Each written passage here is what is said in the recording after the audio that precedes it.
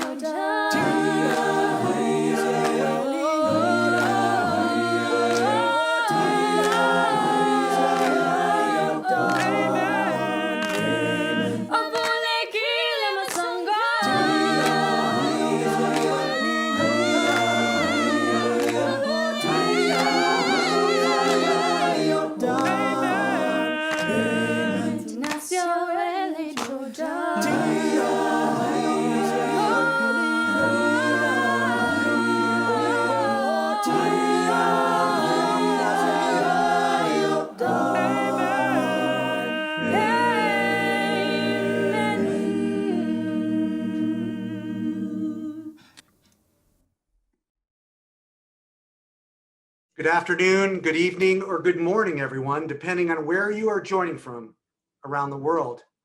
My name is Howard Wolf, and I'm the university's Vice President for Alumni Affairs and President of the Stanford Alumni Association. And I want to thank you for your attendance at this very, very special Stanford event. I also want to thank Talisman for that fantastic performance. The song you just heard was called Avule Kile Amasango. It is a South African song that is traditionally sung at times of transitions, including weddings, graduations, and other monumental life events. It is a celebration of full lives and new beginnings. And that feels very apt tonight, as we both celebrate 5 distinguished alumni for their exemplary volunteer service careers and transition to our first ever virtual award ceremony in these most unusual of times. Speaking of virtual, even though we can't see each other in person, please feel free to use the chat function that you're already doing so well to engage with each other and our award recipients. This is a truly special night, bringing together Stanford alumni, family, and friends from all over the world to pay tribute to some of our most dedicated volunteers who have gone above and beyond the call of duty in service to this special place between the foothills and the bay, where the Stanford spirit was born in so many of us. Before I turn the program over to tonight's MC, I want to take a moment to thank all of Stanford's dedicated volunteers, who number more than 15,000 in any given year. The enduring dedication of our volunteers has remained both a constant and a bright light during the many challenges of the past 13 months. We thank all of you for all you have done. It is now my honor and pleasure to introduce your MC for this evening, the chair of the Stanford Associates Board of Governors, Brian Chu, from the great undergraduate class of 1985. Brian? Thank you, Howard, and good evening. As Howard mentioned, I have the privilege to serve as the chair of the Stanford Associates Board of Governors. And on behalf of the entire board, I'm delighted to welcome you to this special evening.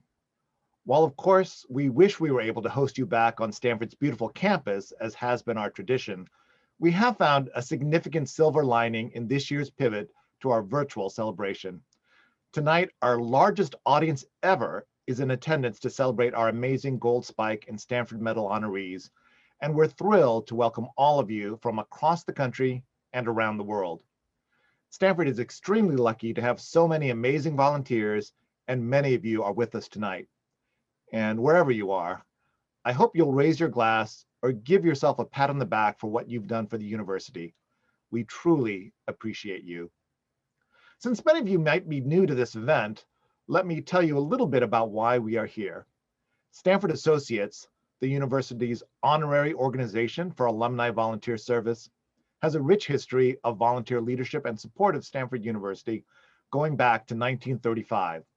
Today, it fulfills its mission as a part of the Stanford Alumni Association by recognizing the significant impact of alumni volunteers through its awards program.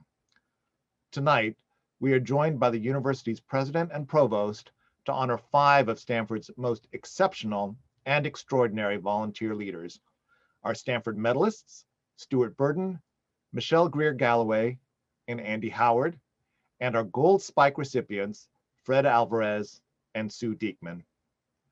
Before I introduce our presenters, though, I'd like to take a brief moment to recognize our other Stanford Associates Award recipients this year in several other categories. First, the Governor's Award, which recognizes Stanford Associates who have demonstrated exemplary, long-standing service to the university. The 11 recipients are Lori Canchola-Boyd, Ron Brown, Melissa Foster-Fetter, Laura Hills, Wendy Sawyer-Hutton, Ali Kassam Ramtullah, Alan Lauer, Marc Lipschultz, Peter Mondavi Jr., Susan Ward Schofield, and Giuseppe Zocco. We also celebrate this year's recipients of the Award of Merit, which recognizes a single outstanding achievement by an individual or a group within the past 18 months. This year, the Board of Governors honored 34 alumni volunteers in this category. You can read more about these incredible volunteers and their service in our complete awards program, which you can find on the Stanford Associates Awards website. Our staff moderators will provide a link for you in the chat. It is now my honor to introduce our first presenter, Provost Persis Drell, who is with us to present the Stanford Medals. These medals are given in honor of decades of distinguished and impactful service to the university. Please welcome our Provost, Persis Drell. Thank you, Brian. I am really so delighted to be here today to introduce 3 just extraordinary alumni who are recipients of the Stanford Medal. They are Stuart Burden, Michelle Greer Galloway, and Andy Howard. Each has demonstrated a dedication to Stanford that is truly inspiring. The Stanford Medal recognizes alumni leaders who have provided decades of distinguished volunteer leadership to the university. As I introduce the 3 medalists, you'll understand why each is just so deserving of the award. So I'd like to introduce our first recipient, Stuart Burden, class of 1984. Stuart is a true university citizen with volunteer experience and expertise that is both deep and wide-ranging. Perhaps most noteworthy among Stuart's long list of volunteer roles for the university is his 9 years as a member of the Stanford Alumni Association's Board of Directors. His service on the board included leadership stints as nominations committee chair, vice chair, and ultimately chair of the board. In addition, He served as the SAA board representative on the Board of Trustees, Alumni, and External Affairs Committee for 4 of those years, and as the board's liaison to the Stanford Associates Board of Governors for 2. During his time on the SAA board, Stuart was known for his inclusive leadership style, encouraging participation, valuing a diversity of views, and making all involved feel respected and appreciated. Stuart's service to Stanford goes well beyond the SAA board. He is a devoted member of the class of 1984, working on both his reunion events and fundraising efforts. He's been a committee member for all 7 of his class reunion campaigns, and he served as a reunion chair for his 35th in 2019. Over the years, Stuart's service to Stanford has extended to other projects. He's been involved with Stanford Connects, including helping plan a session on race and ethnicity in the media. He's also served on the Leading Matters Steering Committee, volunteered for various campaigns, and served as a visiting mentor for the Haas Center for Public Service and a panelist for the Career Development Center. Most recently, Stuart was tapped for a 6-year term on the Alumni Committee on Trustee Nominations and has recently been a key player in forming a new group for alumni in public service. Stuart is a truly outstanding volunteer leader for Stanford, and it's abundantly clear that he is a very deserving recipient of this award. Stuart, it is my great pleasure to present you with the Stanford Medal. Thank you, Persis. Thank you so much. And thank you to the Stanford Associates. I'd first like to congratulate tonight's other honorees. What a tremendous list of recipients. And it's a special honor to share the virtual stage with Fred, Sue, Michelle, and Andy. Congratulations to all of tonight's award recipients. So I have to share that receiving this award for service performed since graduating is a bit ironic to me. You see, when I arrived at Stanford from Colorado, I thought that after 4 years, you said goodbye, you left, and you really didn't look back. My revelation has been how rich and fulfilling the years since graduating have been, and that's because of these service opportunities. From Stanford, I went to New York, and while there, I had a pivotal conversation with Fred Hargadon. Yes, that Dean Fred. So it was Fred who helped me connect the dots between my values, service, community, and having fun. While on the East Coast, I volunteered with the Stanford Club of New York, and it was the first great volunteer experience that's led to many, many others serving on committees, task forces, and advisory boards. What made each of those experiences unique and special were the wonderful people, both alumni and Stanford staff, whom I met and worked alongside. Many of those individuals have become lifelong friends. So when Reiko called from the Stanford Associates to tell me I was getting an award, my thought was, for what? My second thought was, has it really been decades? How wonderful to receive the Stanford Medal for work that I have enjoyed so much. And those of you with whom I've served along the way, it's been a pleasure. I love your energy, your passion, your dedication to this special place between the foothills and the bay, as Howard just said. And wrapping up, I'd like to say to my Colorado family and my work family at Silicon Valley Community Foundation, thank you for all your support. Finally, I want to say thank you again for the opportunity to serve to Stanford, and thank you to the Stanford Associates for awarding me the wonderful Stanford Medal. It means more to me than you will ever know. Thank you very, very much. Thank you, Stuart, and congratulations. And now I'd like to introduce Michelle Greer Galloway, class of 1987 and 1989. Michelle is a passionate and tireless volunteer leader for Stanford. Her leadership has enriched Stanford programs enormously over the years, And she has enriched the lives of many staff and alumni who have been fortunate to have worked alongside of her. She has served on the Law School Dean's Advisory Council and the Law School Board of Visitors. She also single-handedly chaired her class's 30th law school reunion in 2019, and she has done tremendous work ensuring that Alumni Weekend is a successful and memorable experience. Among her recent Stanford affiliations is her service on the Parents Advisory Board. Her role is to welcome incoming families and help them feel that they are part of the Stanford family. She's an outstanding university ambassador.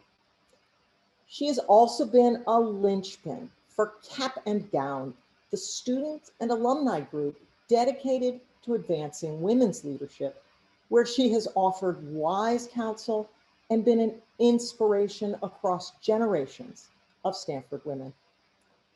Michelle has always said yes to anything and everything Stanford has asked of her. And she is always asking what more she can do to help. Michelle is an inspiration to others, students, alumni, faculty, staff, and parents. We are so fortunate to have her partnership, collegiality, friendship, and support. And we look forward to another 3 decades of Michelle's volunteer leadership at Stanford. Michelle's dedication to the university, her strong belief in Stanford's mission, and her ability to inspire others to get involved make her a worthy recipient for the Stanford Medal. Michelle, it is my great pleasure to present you with the Stanford Medal.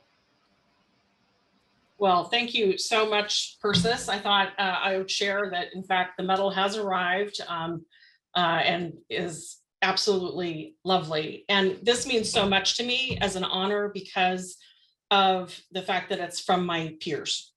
And for me especially, I have to say, being recognized on the same evening with Fred Alvarez, who has been such a dedicated volunteer to the Stanford Law School, is just makes it so much more special. I have to start by talking about my career before Stanford, which is to say, thanks, Mom. My mom is the bedrock on which I've built my life. She is the most caring and loving person I know. She is a strong believer in practical living. And so the mission of Stanford to produce useful citizens is one that really resonates for me. And my mom not only helped to create the person who would get into Stanford, but frankly helped bribe people to be my friends by putting out fantastic tailgate spreads as well. So I'm ever grateful that she got me to my Stanford career. Cap and Gown has been the longest continuous student organization at Stanford, focusing on women's leadership. And I have to give a special shout out to all the women over the years who have taught me that when you graduate, your journey is not done with Stanford, that the word alumni means to nourish or grow, and that's what you can always do when you come back to Stanford. That 110 years also taught me a lot about staying power. As 38 plus years now as a Stanford student, as an alum, as a lecturer, and now as a parent, to be in it for the long haul with my husband, also a Stanford grad, who I met in the old trailer park at Stanford. And we've celebrated over 34 years. And then almost 30 years at my law firm, and a shout out to my colleagues from there. So Cap and Gown taught me so much about, that stick with it, be useful, but never give up. And the other useful lesson they taught me is red, always wear red. And I credit them with teaching me that important lesson when it comes to Stanford events. I have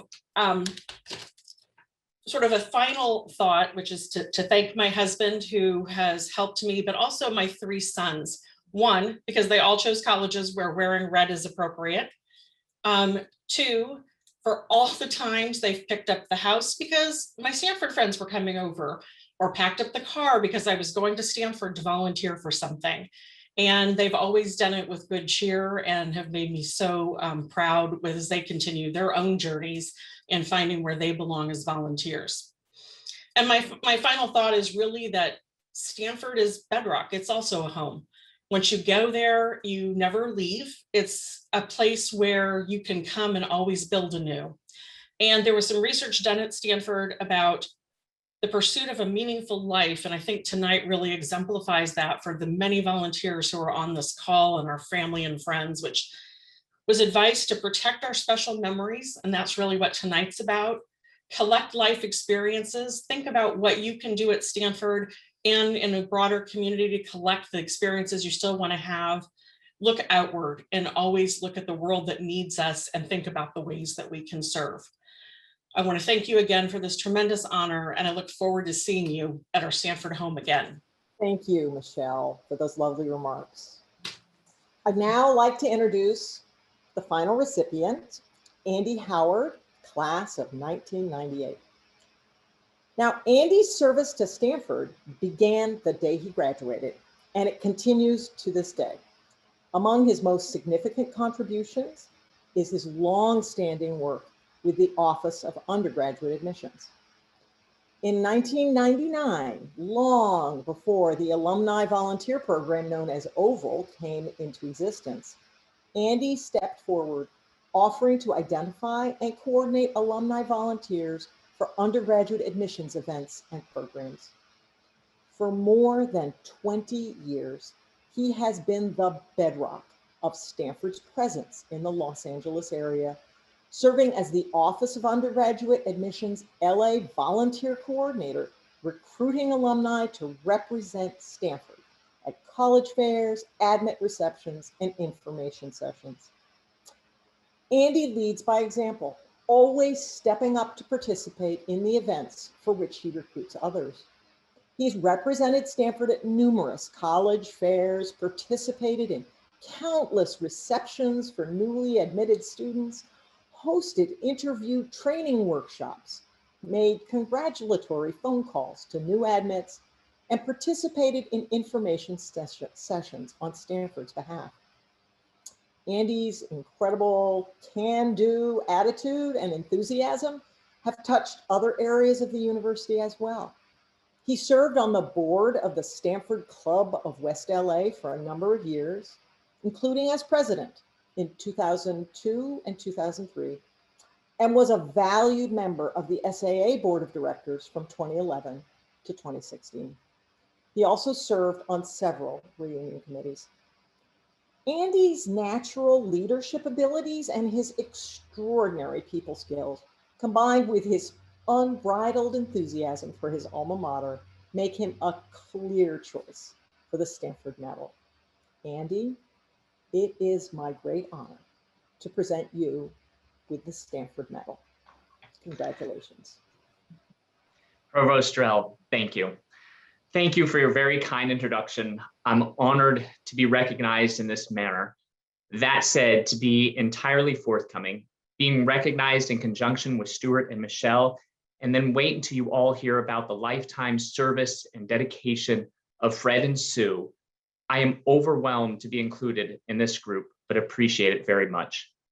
Further, specifically as it relates to the events of the past year, to the countless number of Stanford students, administrators, the professors, the trustees, along with the amazing alumni, all whom proactively helped us get through the tumultuous past 13 months.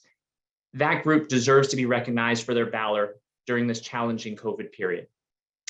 President Tessier-Lavigne and Provost Drell, the two of you have been truly tested during your first 5 years at Stanford, and you have managed to continue the tradition of making Stanford the most remarkable and forward-thinking institution globally.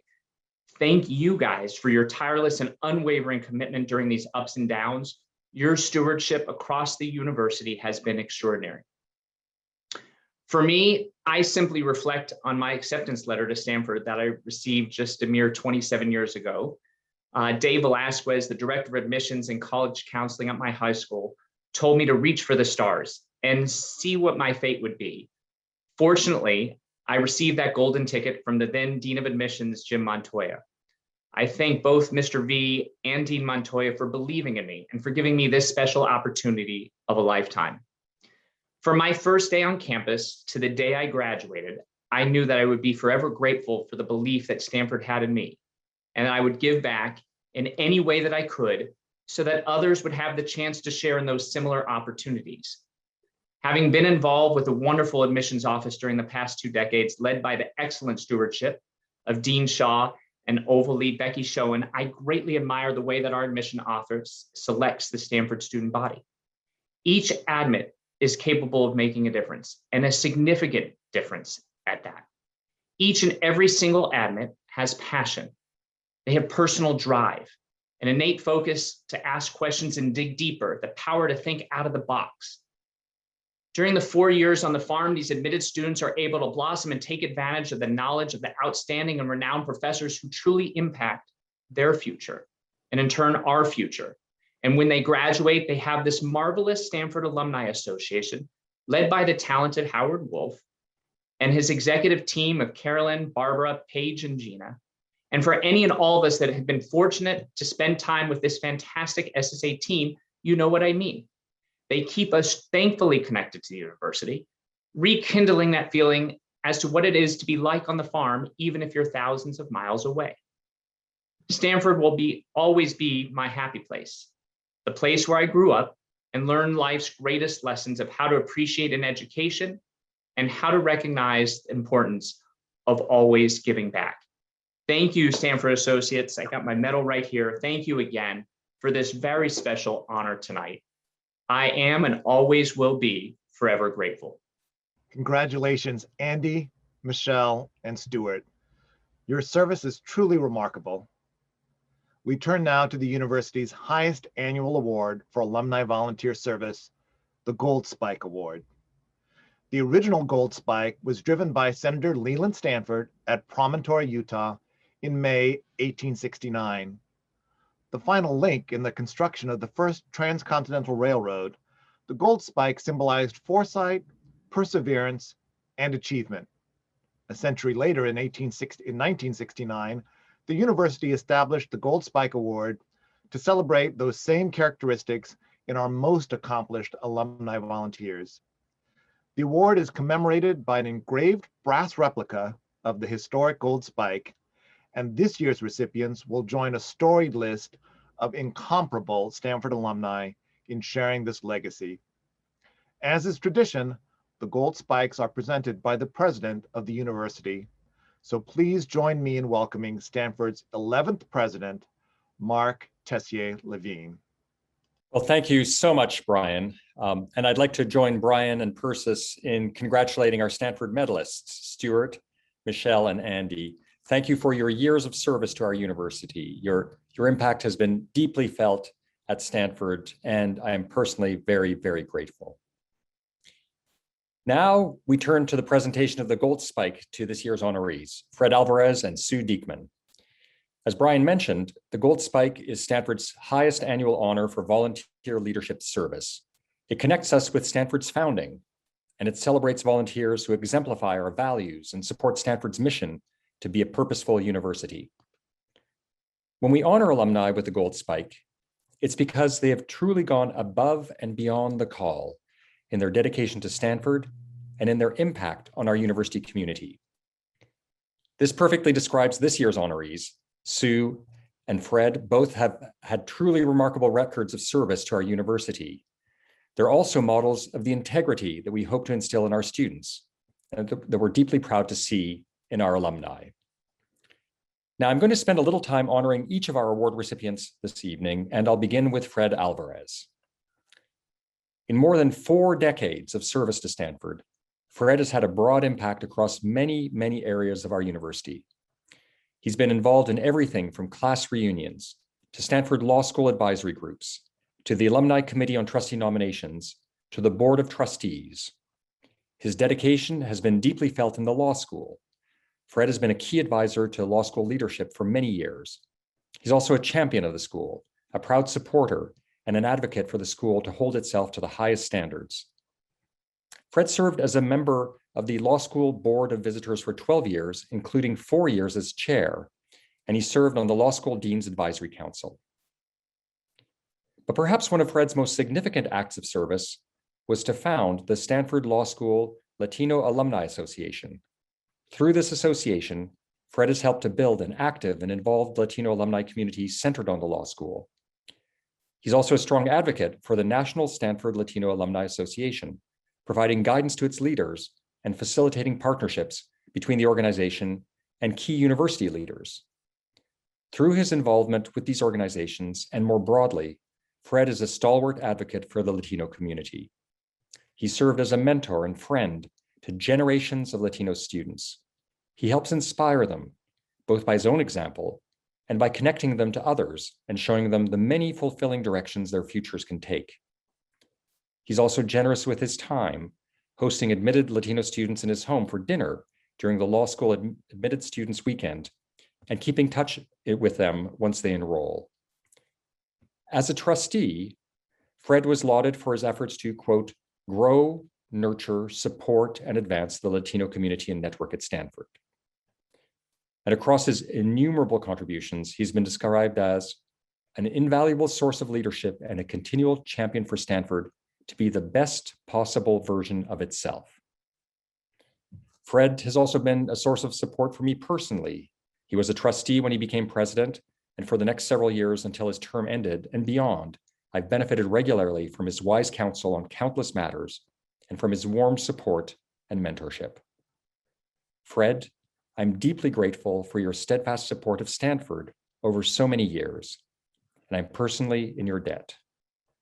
Fred Alvarez, in recognition of your many contributions to this university, including your advocacy for Stanford Law School and your deep and abiding support for the Stanford Latino community, it is my privilege to present you with the Gold Spike Award. Thank you, Mark. To hear those words and to share this virtual stage with these great Stanford Medal winners and with my new friend, Sue, and to be put on a list with so many other remarkable alums, people who've made singular impacts on Stanford, is truly humbling.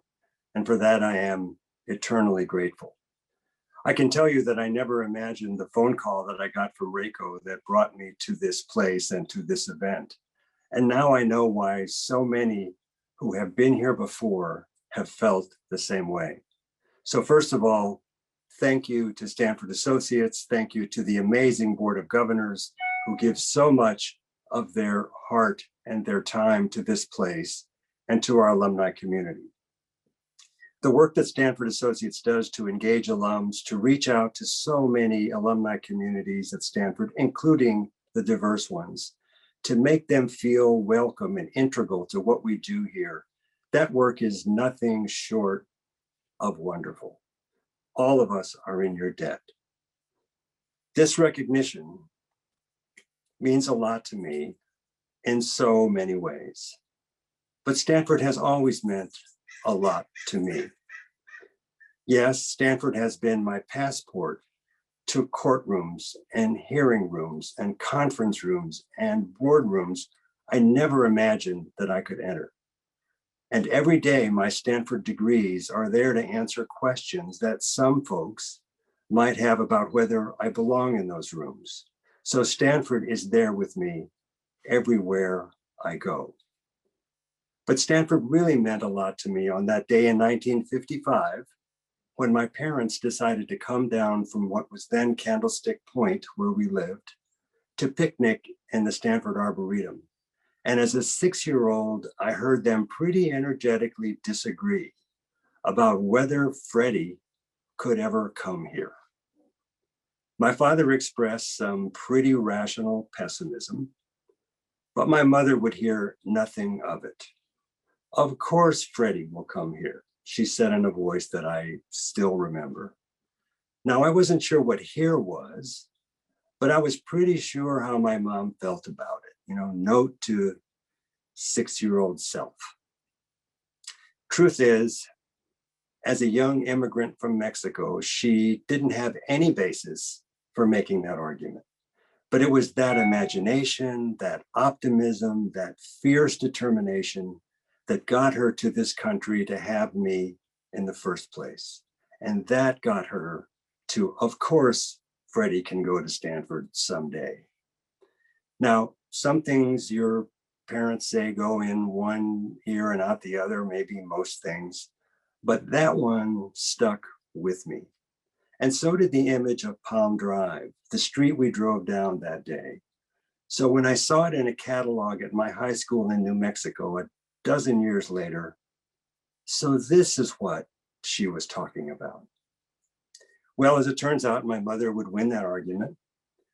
And if we hadn't lost her 9 years ago, she'd be here tonight, sitting right here with me, giving me that I told you so smile and enjoying this night more than any of us. I didn't know it until many years later, but Stanford also meant a lot to me way back when, because to my great good fortune, in 1951, Muffy McClellan was born in the Stanford Hospital, and I had the extraordinary luck 19 years later to meet her here as we started our junior years at Stanford in Mexico. We got married 3 days after graduation, and she has hung out with me ever since. Stanford also meant a lot to me when my amazing sisters, Lise Miller and Michelle Taub, followed me here. Lise graduating in anthropology and Michelle from the law school. My mother was 3 for 3, leaving no doubt who won that argument. Something about my mom and this place. But I have to tell you that this award means something to me in another important and not so personal way. At my tender age, I know that I come from the past, but I submit that I really am a sign of the future, of things to come. And I say that because I know that there are so many more talented, diverse people on their way to this stage. So this award is meaningful to me because of what it says about our future, about Stanford's future. And here's how I see it. I'm here tonight because of some bold decisions that were made here long ago. 40 or 50 something years ago, this great university asked a really big question. As good as we are, what if there are folks from communities out there that have never really been represented here before? And what if, by finding them and inviting them here, we could make this place even better than it is for everyone? Now, Stanford has always been a what if place. We're the original what if university. But just imagine the discussions that went on about those questions. It was uncharted waters for the university. The path forward was not obvious. It was not obvious then that people from communities where Stanford had never recruited or even knew were there would fit in here, much less thrive here. Yet that uncertain path was taken. And we decided that people from those different communities and cultures should come here and drink from these waters, breathe this air, stand in this sunlight, and importantly, bring their cultures and their experiences with them. And maybe Stanford itself would be a better place for all of its students. We answered what if with let's do this thing. And I submit that the past 40 or 50 years have proven them right. Stanford has never been stronger, has never been more prominent, has never been more engaged in the world in all of its dimensions, has never been more selective in its admissions, and has never been more diverse. Those folks way back when got it right. Stanford is a better place for all of its students and all of its alumni. And now those diverse students have graduated and gone on to do what Stanford graduates do. And many of them are outstanding alumni volunteers. You have to look no further than the Stanford Associates Board of Governors, or to the Board of Directors of the Stanford Alumni Association, or the Stanford Medal recipients, or the winners of the Governor's Awards, or the Awards of Merit, to see and feel the richness and contributions that diverse alumni volunteers deliver to our community day in and day out. And that's why it's so important to keep our doors and the opportunities to serve open. And who better than Marc and Persis to hold those doors open? Marc, our own first-gen president, who genuinely understands the vital importance of feeling welcome here, that we all belong here, and who delivers that message to people who need to hear it with such sincerity and with unique credibility. And Persis, our trailblazer in chief, someone who has never seen a door that she didn't want to unlock, and who understands how much further we need to go and will relentlessly stay at it. And who better than Howard Wolf, who's always looking down the alumni pipeline, searching for alumni leaders who reflect that pipeline. And he does it with a gleam in his eye and joy in his heart. You honor my service to Stanford tonight, but just wait until you see who's coming. Just two more quick thoughts. Why does volunteering matter, and why do volunteers matter? You matter because Stanford matters. Now more than ever, we need a place where people of goodwill and imagination can get together and look forward. Forward with optimism and not cynicism. Forward with respect and appreciation for our differences rather than disdain or suspicion. Forward where we listen to and learn from each other rather than shut each other out. Where we embrace the goal of finding common purpose rather than pursuing our separate and myopic agendas. Where we learn to look at the world through the lens of each other. Where we come from many disciplines with a healthy respect for science and a love of humanity to make sure that we don't miss a single thing that can help us lead the world in addressing the increasingly complex human condition. Where we are not afraid to ask, what if? And we are excited to try and answer that question. That's who we are. That's who we are. And that's why Stanford matters. And as volunteers, we're partners with the incredible people who teach and study and work here. And because what they do matters, so does what we do. Let me close this way. The opportunities I've had to serve have all been gifts to me. They were my chance to pitch in, to do what I could for a place that did so much for me. I'm so indebted to each and every one of you who asked me to help in some way, large and small. You know who you are. So this award is really about what it says to you and about our volunteer community. I'm really a messenger here. And my message is, if we really look for volunteers in lots of places, including from our increasingly diverse alumni community, we'll find people who, like me, recognize what Stanford has meant to us, who stand ready to give back however and whenever we can. And we'll do it so long as we feel that we all still belong to and at this place, and that we have a role in the forward-looking, exceptional, and purposeful future that Marc and Persis and the incredible community has charted for itself. You've made me feel that way for a very long time, and for that I am grateful. I'm deeply touched that you'd single me out this way. I'm honored that you asked me to deliver this message.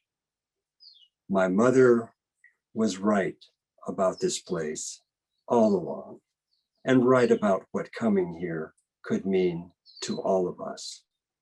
And in her honor, I accept this wonderful recognition. Thank you.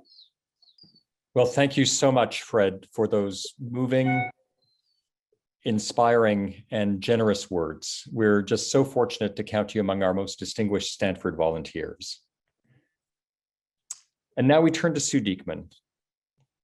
For years, Sue has served Stanford with incredible energy, remarkable leadership, and deep dedication. Her volunteer service draws on her lifelong love of the arts. Her impact on the Stanford arts community and on the Cantor Museum in particular has been extraordinary. Early in her university service, Sue assisted in the work to reopen the museum after it had been closed for a decade following the 1989 earthquake. Since then, she's served in a number of volunteer leadership positions with the Cantor. She served for 6 years on the Cantor's membership executive council, including 3 years as chair. She then took the helm of the newly organized Cantor Directors Advisory Board. Under Sue's expert guidance, the advisory board has helped to elevate the Cantor into a preeminent university museum and enhanced its standing as a Bay Area arts institution. With Sue's emphasis on community outreach, building the Cantor's endowment, and strengthening the museum's membership, she's been described as one of the most effective board members of all time. In all of her efforts, Sue shows boundless energy and enthusiasm for her work. She pours countless hours into tasks big and small. There is no one who works at the Cantor who doesn't know Sue and consider her a friend. As a member of the Stanford Arts Advisory Board, Sue has also been an important voice in strengthening the arts at Stanford more broadly and envisioning the future of the arts on campus. The arts have blossomed at Stanford over the last decade, and the university is stronger for it. Sue has played a key role in that renaissance. All in all, Sue has been described as a, quote, dedicated, wise, and energetic volunteer leader and an indispensable partner to the museum and the arts programs. She's certainly been an indispensable partner for me as well, as I've sought her counsel over the years on the future of the arts at Stanford. Beyond Stanford Arts, Sue has also served on the Stanford Hospital Volunteer Committee. Her support also extends to the School of Education, Athletics, and the Stanford Fund. She's also been deeply involved in her class reunion campaigns and events. Sue Diekman, in recognition of the many ways you've served the Stanford community, particularly your leadership in advancing the Cantor Museum, as well as your countless contributions across the Stanford arts community and beyond, I'm honored to present you with the Gold Spike Award. Thank you so much, Mark. This is such an incredible honor. I have my gold spike right here, and I want to tell you that it says it's number 135. So I went back and I looked at the list of the 134 people who preceded me in receiving this wonderful honor. And I feel pretty humbled by the company that I'm in, and that includes you, Fred. It's been so fun to get to know you since we learned about the award, and I so appreciated your inspiring comments today. And I also want to congratulate Stuart, Michelle, and Andy for their Stanford medals. What wonderful things you've done to support Stanford. It's wonderful. As soon as I learned about this honor, I ran to tell my husband, John. I was so excited about it, and he was too. But when I told him that I would have to make remarks, he said, you know, you should start by telling them that you tried 3 times to get into Stanford so they'll know how much this means to you.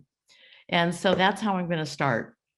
It did mean the world to me to finally be accepted by Stanford in 1964. And that was the spring of my junior year, 2.5 years after the rest of my classmates came to Stanford.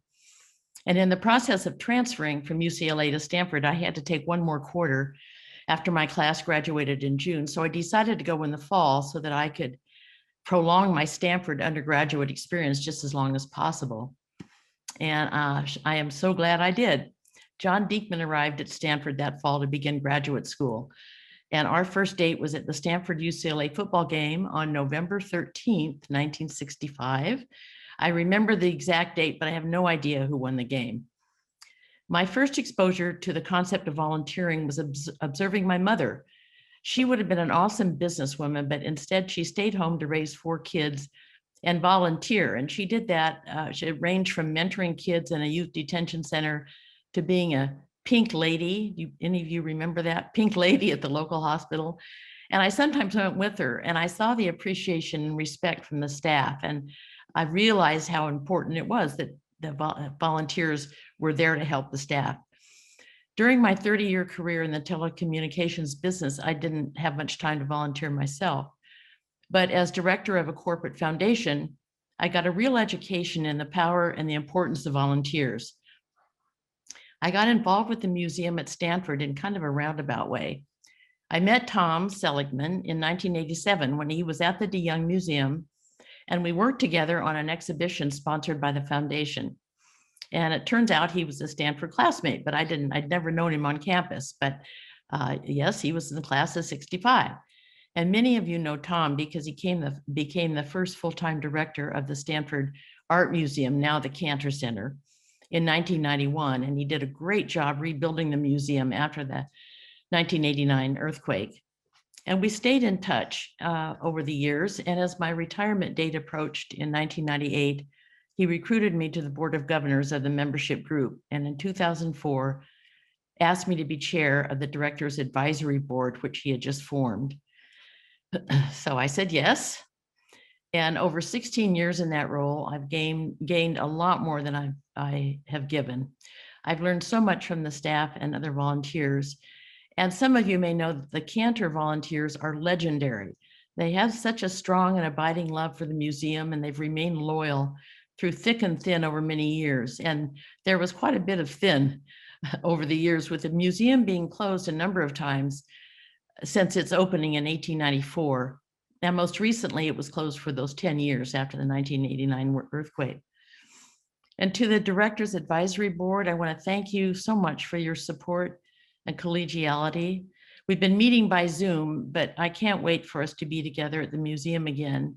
You're such a terrific group of people, and many of you have served with me since the inception of the Directors Advisory Board in 2004. There's a fun fact that the board includes 2 past Gold Spike recipients, George Hume and Fred Remus, and not to mention, of course, our own uncommon woman, Dee Dee McMurtry. And we have Melissa Fetter, who this year was receiving a well-deserved Governor's Award. So I'm in good company with our distinguished Directors Advisory Board. I also was honored to serve on the Art Commission for the new Stanford Hospital. This remarkable group of volunteers led by Linda Meyer was responsible for filling the hospital with more than 400 works of art.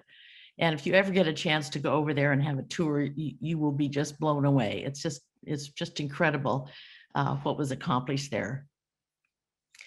Overall, I found volunteering for causes that I love really anchors my life in a wonderful way. I keep busy and energized by my involvement, not only with Stanford, but with the San Francisco Ballet, EPAT, East Palo Alto Tennis and Tutoring, that uses Stanford students as tutors, which is terrific, and Humane Society Silicon Valley, the first model shelter in the country, which we're very proud. So I'm pretty busy, but I love it. I'd like to finish by thanking my friends and family for their lovely messages that I've received. And finally, acknowledge and thank my husband, John. He has a generous spirit in every way. He's always asking me, how do you think we can help whenever we learn of somebody's misfortune? His impulse is always to give, not to take, and he inspires me every single day. I'm thanks to Stanford Associates for this special honor, and I just couldn't be more grateful. Sue and Fred, thank you for being incredible and visionary Stanford leaders. You are both truly inspirational. Now, on behalf of the Board of Governors of Stanford Associates, I would like to congratulate all of this year's award recipients. Your volunteer efforts are making an important impact on this university, and we are so grateful for your service. And a big thank you to all who joined us virtually tonight for this very special occasion. I think as of yesterday, we had over 600 people registered. So it's just been an amazing turnout. We'd like to conclude this evening with the Stanford Hymn performed by Stanford's oldest student a cappella group, the Stanford Mendicants. Thank you so much for attending, and good night. Where the